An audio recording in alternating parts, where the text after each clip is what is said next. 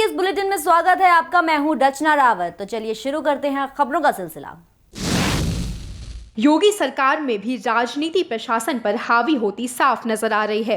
ताजा मामला सिद्धार्थनगर का है। सिहुनिया गांव के निवासी मोहम्मद मुस्तफा का वर्ग 6x2 का बना हुआ मकान स्थानीय थाना पुलिस और हल्का कानून की सहायता से गिरवा दिया। पीड़ित का कहना है कि उस जमीन पर उसका सालों से कब्जा है और 3 माह पहले जब वह अपनी जमीन की पुरानी नींव पर घर बना रहा था तो ग्राम प्रधान उसकी शिकायत तहसील प्रशासन से की और शिकायत पर हल्का लेखपाल और कानूनगो ने मौके पर जांच कर अपनी रिपोर्ट तहसील प्रशासन को सौंप दी, जिसमें लिखा था कि जिस जमीन की शिकायत की गई है वो आबादी वर्ग 6x2 की जमीन है, इसलिए उस पर कोई कार्यवाही नहीं हो सकती।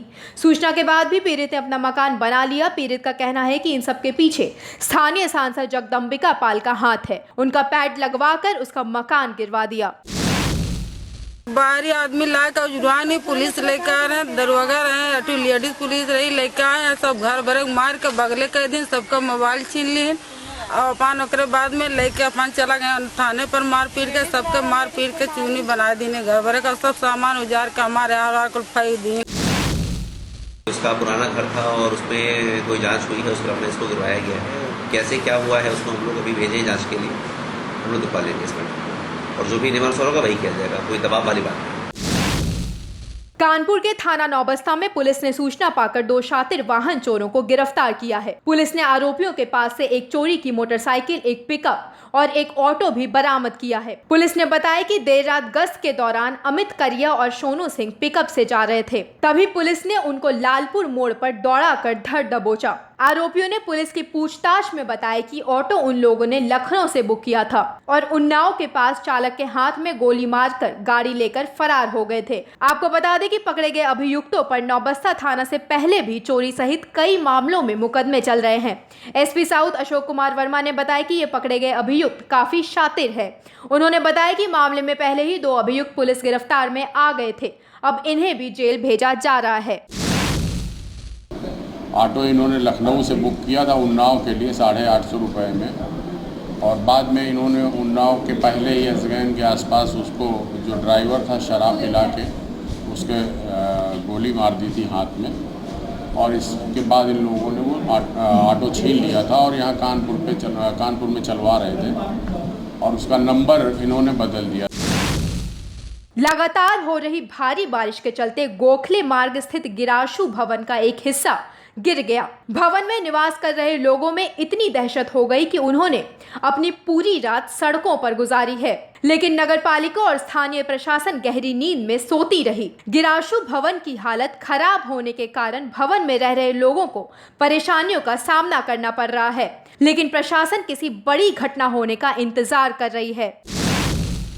दहेज प्रथा को देश में अपराध माना जाता है, फिर भी देश में दहेज की वारदात कम होने का नाम नहीं ले रही है। मामला अलीगढ़ के गोविंद नगर इलाके का है, जहां दहेज लोभियों ने दहेज के लिए महिला को जलाकर मार डाला। दरअसल राजेश कुमार ने अपनी बेटी रश्मि की शादी गोविंद नगर के ही राहुल से की थी। ससुराल पक्ष के लोग दहेज में 1 लाख रुपए, LCD और बाइक की मांग करते थे। मांग पूरी ना होने पर मारपीट भी करते थे। मायके पक्ष के लोगों के समझाने पर भी ससुराल पक्ष के लोग नहीं माने और विरोध करने पर लड़की को आग के हवाले कर दिया। मौके पर पहुंची पुलिस ने पोस्टमार्टम के बाद शव परिजनों को सौंप दिया और पति, देवर, सास, ननद समेत 7 लोगों के खिलाफ मुकदमा दर्ज किया है। मेरी बेटी को आग जला के मार दी था। फिर उसके बाद में मुझे पड़ोसियों द्वारा सूचना मिली पे मैं पहुंचा। जब तक घर पे कोई नहीं मिले दरवाजे डेड बॉडी उठाकर मोर्चरी पे ले आई। उसके बाद में मैं जब मोर्चरी आया, लड़का जो दरवाजे ने वो पकड़ लाता था, राहुल जो मेरा दामाद जो था पकड़ लिया। हाँ, पकड़ लिया और जो सब फरार हो गए। दहेज के पीछे दहेज मांग रहे थे ना, भाई LCD TV होते वो रेज है 1 लाख रुपये कहाँ से दूँ, गरीब आदमी। गला दबा था उसका, गले दबाने पे उसकी जीभ निकली। उसे जीभ निकलने के बाद में मारने के बाद मार दिया उसे। मारने के बाद में उसे तेल डाल के जला दिया। तो अपना घर पर जलाया था? घर पे जलाया था। फिर क्या हुआ उसके बाद? उसके बाद में वो घटना पुलिस पहुंच गई। पुलिस पहुंचने के बाद में उसे जब डेड बॉडी उठा लाए, कोई उसका दम निकल गया था। बच्चों के बीच फैली खुशी की लहर। 2017-18 के तहत कक्षा 1 से 8 तक प्रदेश भर में प्राथमिक और उच्च प्राथमिक विद्यालयों में 1 जुलाई से 15 जुलाई तक बच्चों को ड्रेस व पुस्तकों का वितरण किया जाएगा। सरकार बच्चों के बीच पढ़ाई को बढ़ावा देने के लिए इस तरह की कल्याणकारी योजना चला रही है। इसी क्रम में आज जनपद प्रभारी मंत्री राजेश अग्रवाल मिर्जापुर सिटी ब्लॉक के पूर्व माध्यमिक विद्यालय अमोई पहुंचे, जहां पर उन्होंने बच्चों के साथ कैंपस में वृक्षारोपण किया। साथ ही साथ सैकड़ों छात्र छात्राओं को ड्रेस व पुस्तकों का वितरण भी किया। दूसरी ओर मिर्जापुर में लगभग 2,90,000 बच्चे स्कूल में पढ़ते हैं, जिनके लिए लगभग 11.25 करोड़ रुपए दिया जा चुका है और अच्छे पौष्टिक आहार व जलपान की सुविधा की जा रही है। वहीं बच्चे भी नया ड्रेस पाकर काफी खुश नजर आ रहे थे। हर वो बच्चा जो हमारे स्कूलों में पढ़ रहा है उसको पुस्तकें भी और ड्रेस भी। और मैं आपके माध्यम से जानकारी देना चाहता हूँ कि मिर्ज़ापुर के अंदर जो इस समय की स्थिति है वो लगभग 2,90,000 बच्चा हमारे इस प्रकार के विद्यालयों में पढ़ रहे हैं। उनके ड्रेस के लिए उतना मूल्य लगभग यहाँ पर जो है वो लगभग 11.25 करोड़ रुपया जो है वो अब तक आ चुका है। सरकार द्वारा बच्चों के हित में उठाए गए बड़े कदम, बच्चों को स्कूल तक लाने के लिए किए गए प्रयास, बच्चों को तिलक लगाकर किया प्रोत्साहित। अंबेडकर नगर में जिलाधिकारी अखिलेश सिंह ने एक भव्य समारोह में बच्चों को बांटी किताब, कॉपी और ड्रेस और कहा कि सरकारी विद्यालयों में बच्चों की संख्या में वृद्धि के प्रयास किए जा रहे हैं। उन्होंने कहा कि गरीब घर के बच्चे भी शिक्षा से वंचित ना रहें, इसके लिए नर्सरी स्कूलों की तर्ज पर रंगीन ड्रेस, मुफ्त किताबें और जूते मोजे भी देना शुरू कर दिए गए हैं और 15 जुलाई तक यह कार्य सभी विद्यालयों में पूरा कर लिया जाएगा।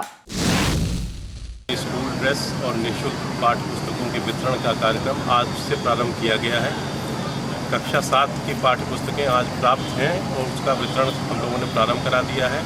शीघ्र ही 10-15 दिनों के भीतर शेष पाठ्य पुस्तकें भी मिल जाएंगी और उनका भी वितरण हम लोगों की कोशिश रहेगी कि हम 15 जुलाई तक, जैसे कि शासन के निर्देश हैं, 15 जुलाई तक हम पाठ्य पुस्तकों का निःशुल्क ड्रेस का वितरण करा दें। गोरखपुर जिले में वारदातें रुकने का नाम ही नहीं ले रही है। ताजा मामला डोहरिया गांव खजनी थाना क्षेत्र का है, जहां पर राजकुमार तिवारी नाम के शख्स की गला रेतकर हत्या कर दी गई। पता चला है कि मृतक डी एजुकेशन प्राइवेट स्कूल में चौकीदारी करता था। जब गांव के लोग स्कूल की तरफ गए तो खून से लथपथ राजकुमार का शव देखा। सूचना पाकर मौके पर पहुंची पुलिस ने डॉग स्क्वाड की मदद से अपराधियों तक पहुंचने का प्रयास शुरू कर दिया है। वहीं मृतक के परिजनों से बात करते हुए पता चला है कि राजकुमार शाम को खाना खाकर सोने चले गए थे। सुबह स्कूल के प्रबंधक घर आए और बताया कि उनके साथ घटना घटी है। शव को पोस्टमार्टम के लिए भेज दिया गया है और पुलिस जांच में जुट गई है। सुबह में वही प्रबंधक आए थे तो जब जैसे अंदर हले देखे तुरंत हमारे घर गए तो बोले कि अंकल जी, हम कहीं नहीं हो तो नहीं, अभी 10 दिन हुआ नहीं करे हैं रोजी रोटी के लिए। तो बोले चाची जल्दी तुम भी चलो। हम आए तो देखे यहाँ पड़े थे ऐसे ही लपेट के।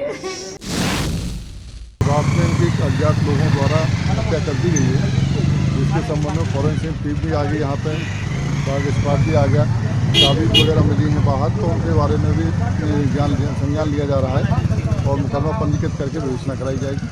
अभी अज्ञात लोगों की जानकारी, अज्ञात लोगों द्वारा ये घटना को घोषित किया गया है। तो अब जो भी विवेचना हुई, विवेचना के बाद में अभियुक्त पकड़े जाएंगे।